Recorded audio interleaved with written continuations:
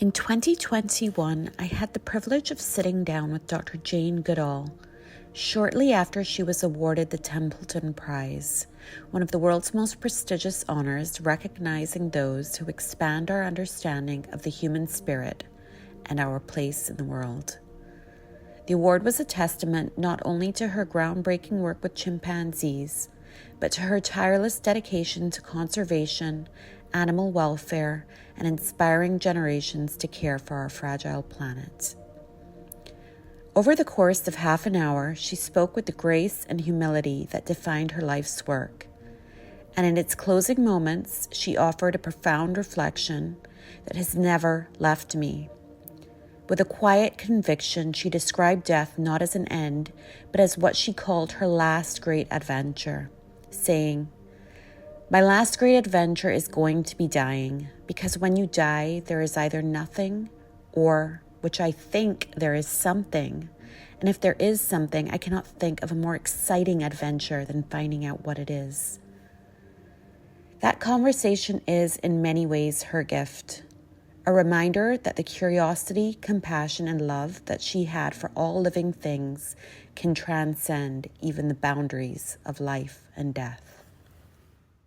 It's amazing to talk to you. I'm so excited, and congratulations about your award.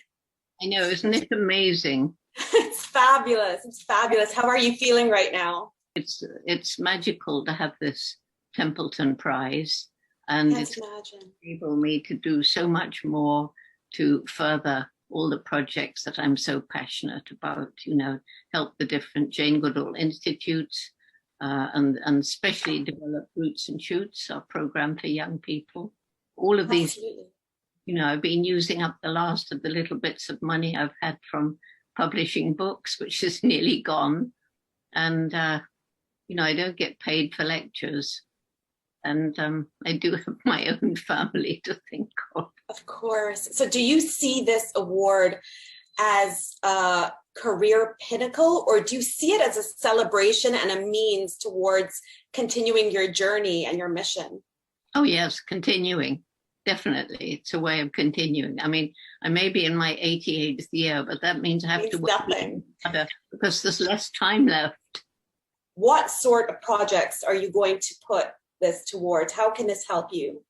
Well, all of our Jane Goodall Institute projects, as and when they need money to keep going or to,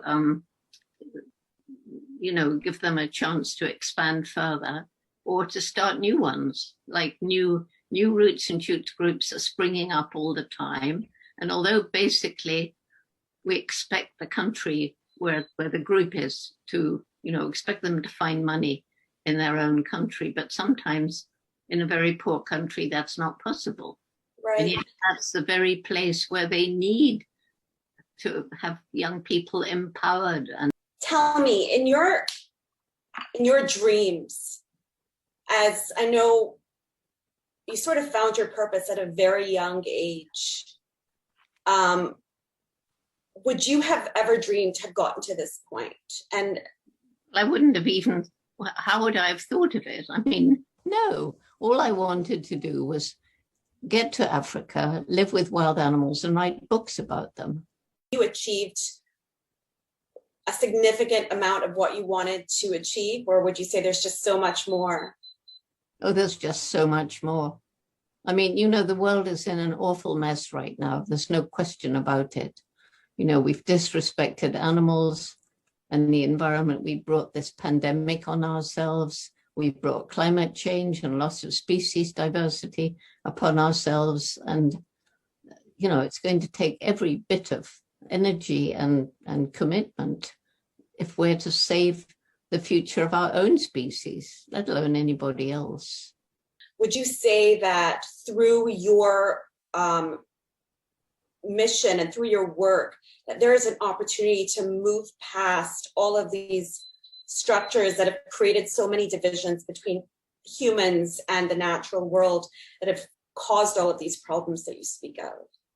Well, that's asking rather a lot, but what we can do is tackle those things that we care about, that we can do something about. And when millions of people are doing that. And nobody will do that unless they have hope that their actions will lead to some kind of success.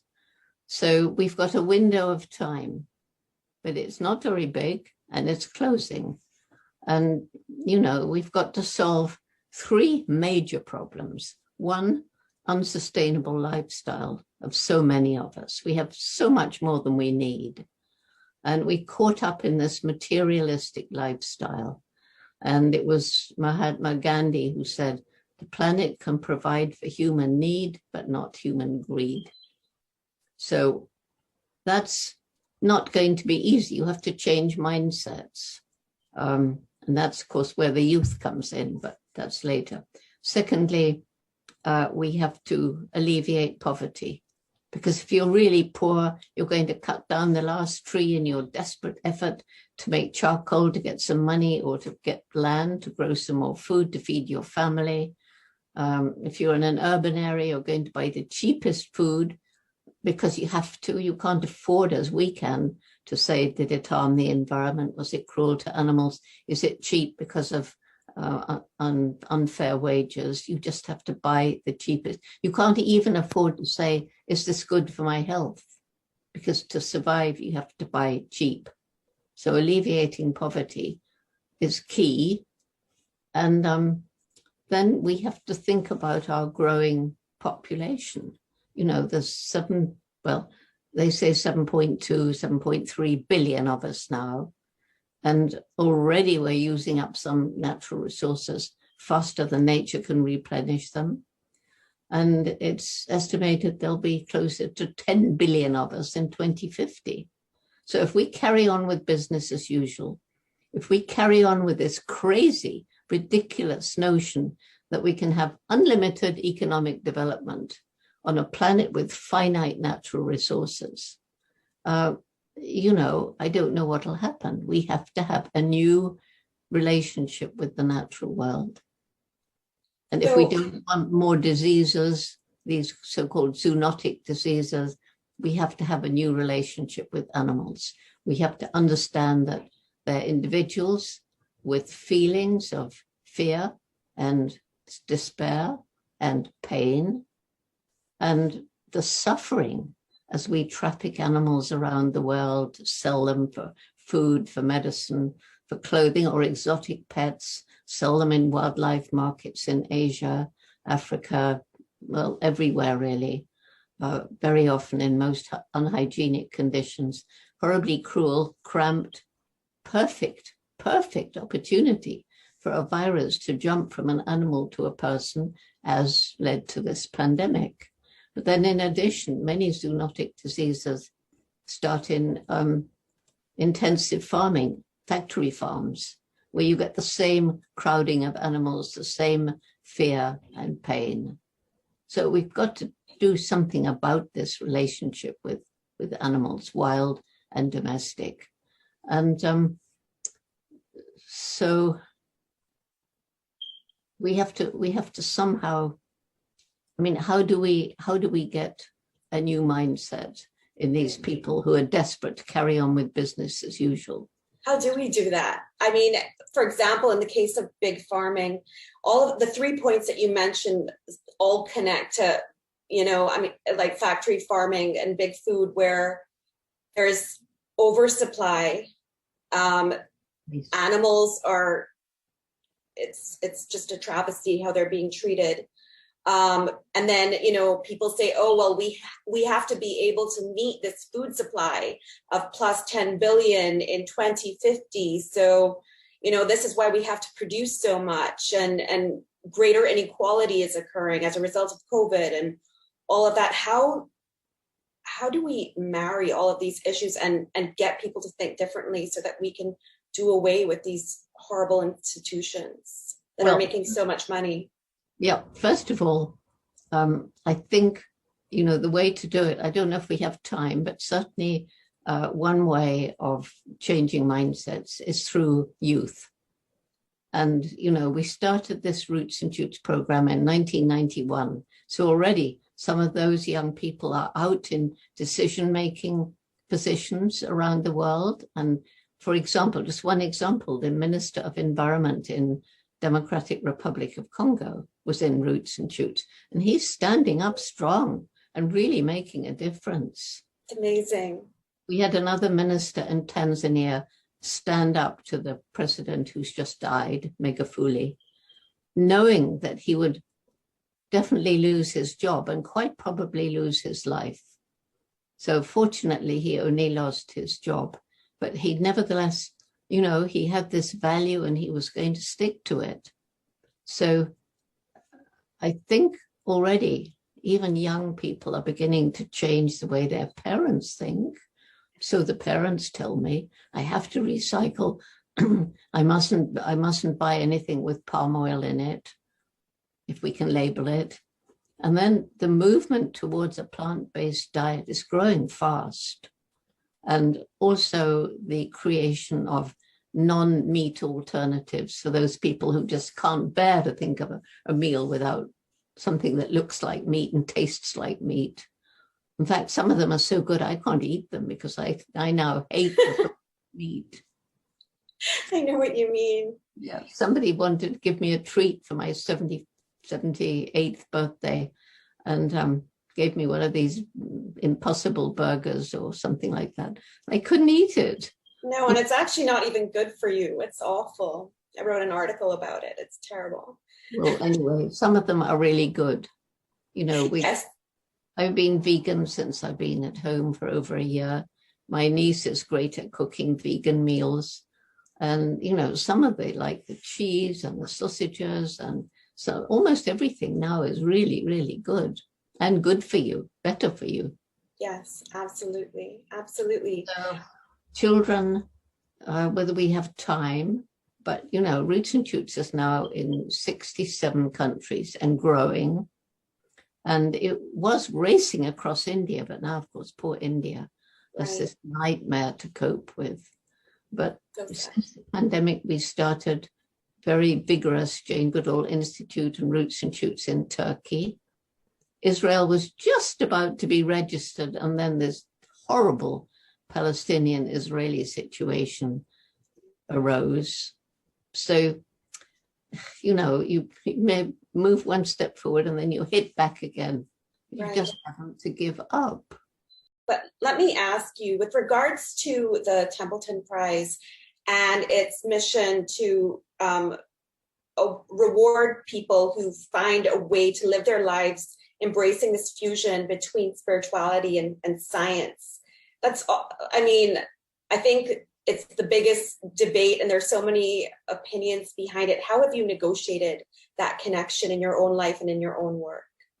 Well, I didn't have to negotiate it. I was born into a family where my grandfather, sadly, I never met him. He died before I was born, but I know a lot about him. He was a congregational minister, and I had an amazing family, a very supportive family, supported my crazy ideas of going off to Africa at a time when nobody was doing that, let alone girls. Everybody else laughed at me.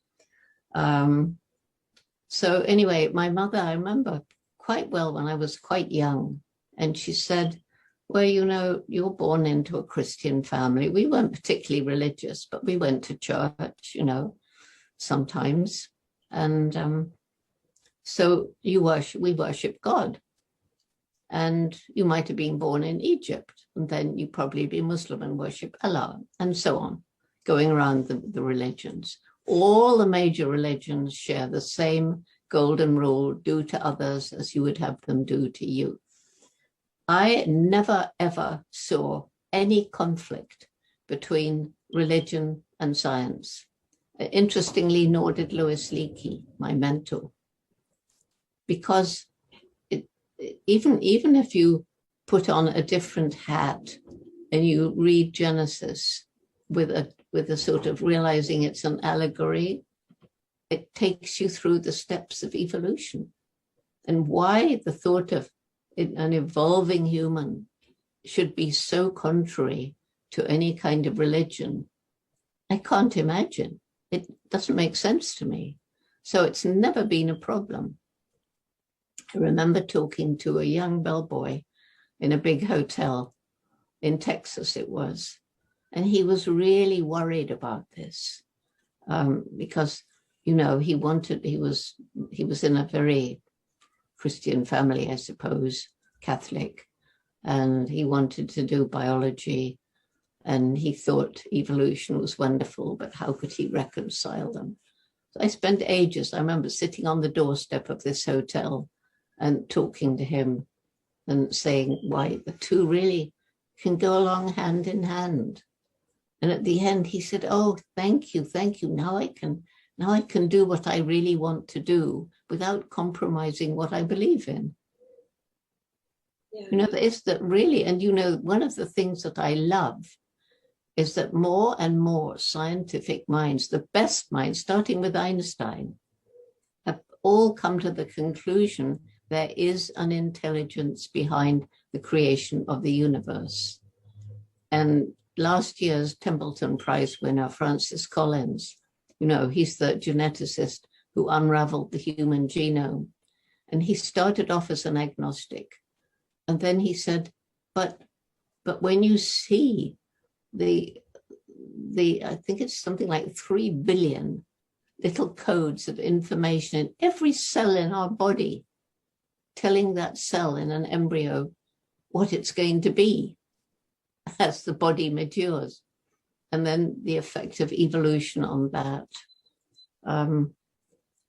He ended up becoming quite a strict Christian. So I would say I'm more spiritual. I went through a religious stage, not deeply, and then out in the forest, you know, just strong spiritual connection with the natural world and feeling that there's a spark of, I'll say the divine, but better, you know, a spark of this great spirit, a spark of the divine, a spark of something in every creature. And in the trees, it's life. And because we have this language and we like to ask questions like, why are we here? What's the meaning of it all? We call that spark our soul. Some of us do. And so if I have a soul, then I think chimpanzees have souls. And I was just talking to this wonderful man, German forester, Peter Wohlleben, who's written a book called The Heartbeat of Trees. And he said, well, if we have souls, probably the trees do too. So to me, there has been no conflict. Wow. And it came to me, this transformation in my thinking, this absolute conviction that I was right. I was standing in Notre Dame Cathedral. It was a pretty grim time in my life. Can't quite remember what. I think I just got divorced, something like that. And it was early in the morning. I just went in there because I'd always wanted to go in. And the sun was just coming through that glorious rose window. And just suddenly, the organ started up singing Bach Toccata and Fugue in G minor. It was a wedding.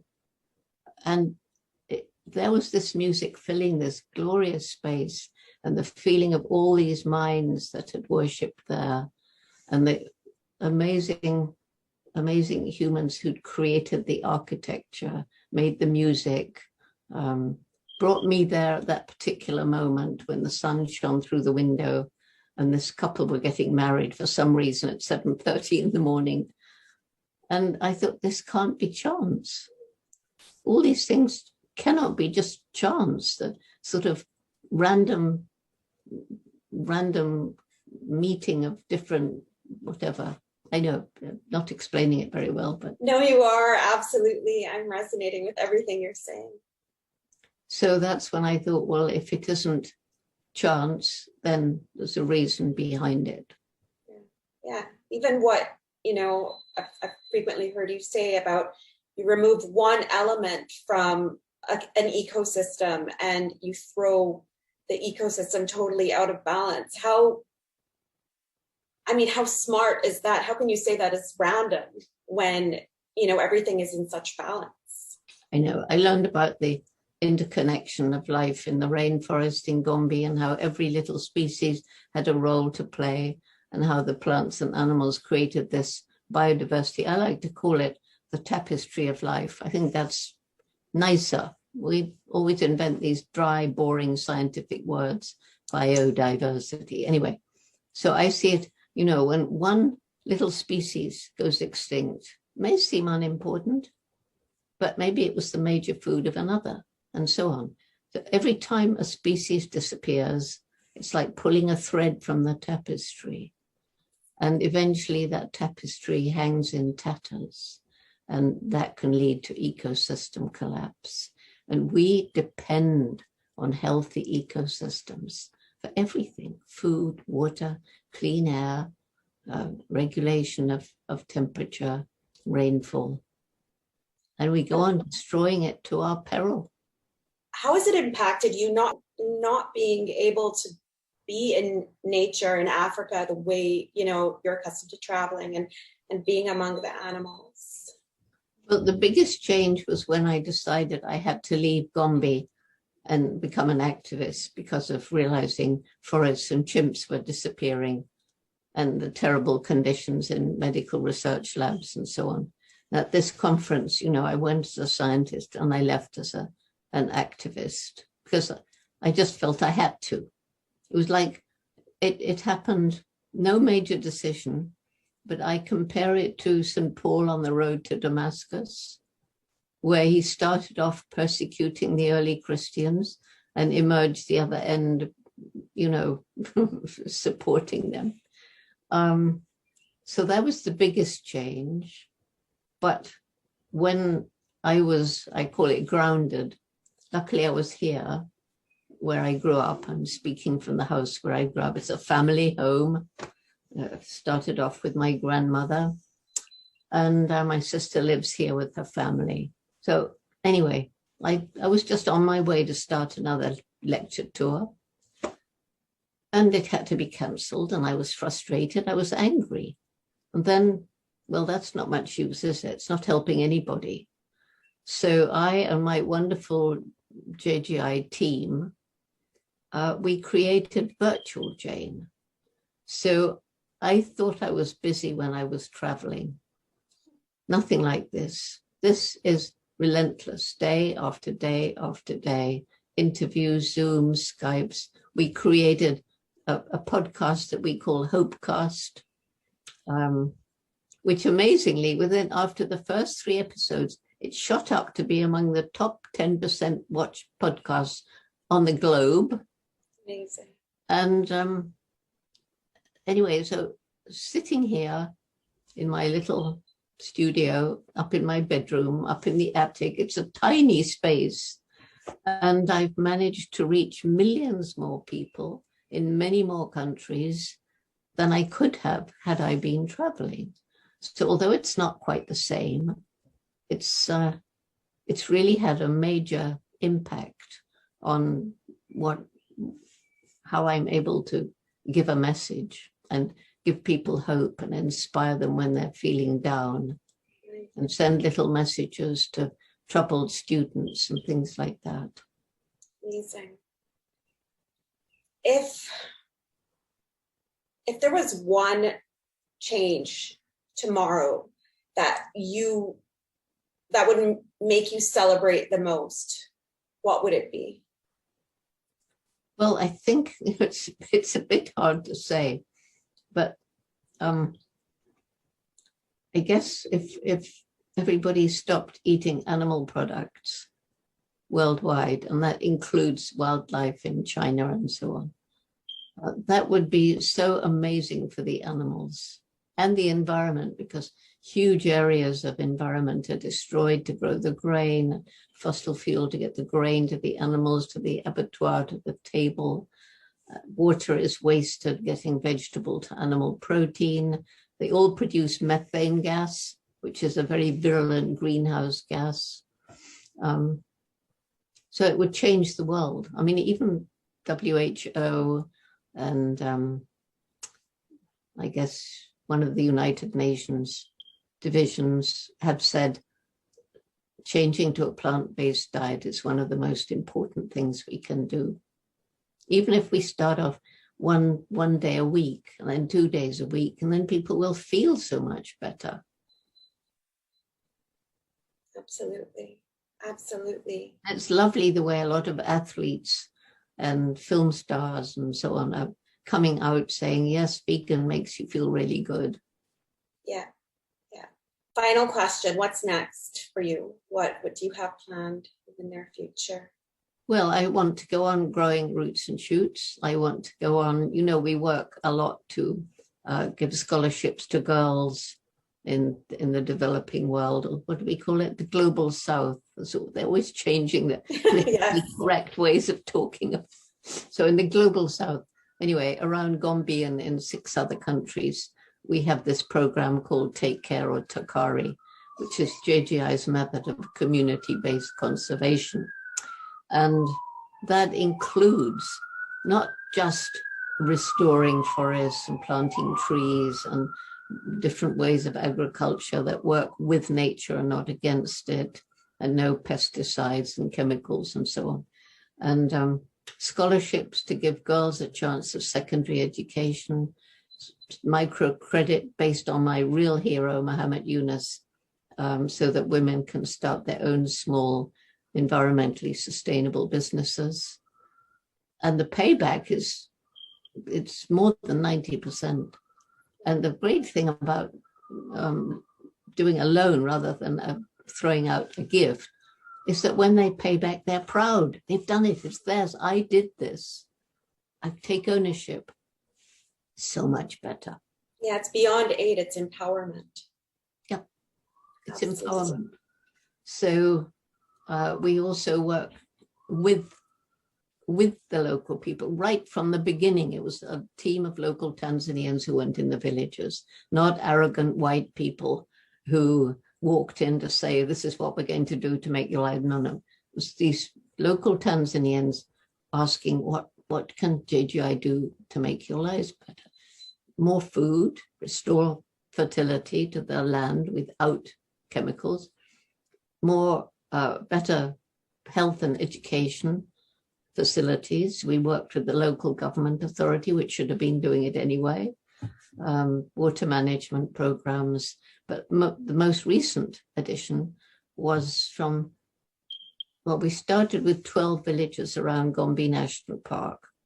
We've now expanded to 104 villages throughout the chimp range. And from every village, we have given workshops to 1 or 2 volunteers who learn how to use smartphones. They go into their village forest reserves where most wild chimps live in Tanzania, in fact, all over Africa, and where they're not protected at all. But anyway, they go in with their smartphones and they register the things they thought of. So illegally cut trees, animal traps, dropped cartridge, or seeing a chimpanzee nest, excitement, seeing a chimp, seeing a pangolin, and then all that gets uploaded into a platform in the clouds. And they're so proud of this. So it's all transparent. And that's now in 6 other African countries. So it's alleviating poverty. And in 1960, Gombe was part of a great forest that stretched across Africa.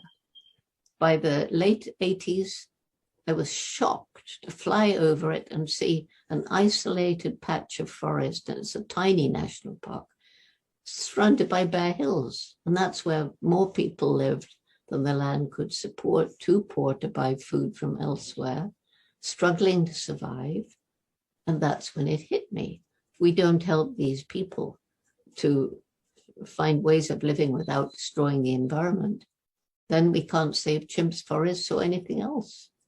My last great adventure is going to be dying. Because when you die, there's either nothing or, which I think, there's something. And if there is something, I cannot think of a more exciting adventure than finding out what it is. It's just another step in our evolution. So much more to achieve. So much more. I totally agree with you. It doesn't end here. Nope, it doesn't. I've had some experiences which pretty well prove it to me. Oh, we're in the middle of a gale here. Oh, wow. Oh, here it's the opposite. It's blue and the ocean is blue. It's a beautiful day today. I'm in the Cayman Islands. Yes. I can so resonate with everything you've said, including where you said you went in as a scientist and you came out as an activist. And I came into my work as a writer and I've come out as an activist as well. There you are. And you do both. Absolutely. Absolutely. So okay, well, good luck. So much. Thank you and congratulations again. And good luck tomorrow morning. Yeah, and stay in touch with us because you can help us with Roots and Shoots. Absolutely. Any way that I can help you, please don't hesitate. Well, the Templeton people can put you in touch with Mary Lewis. They know her well, and she can put you in touch with the people in your part of the world.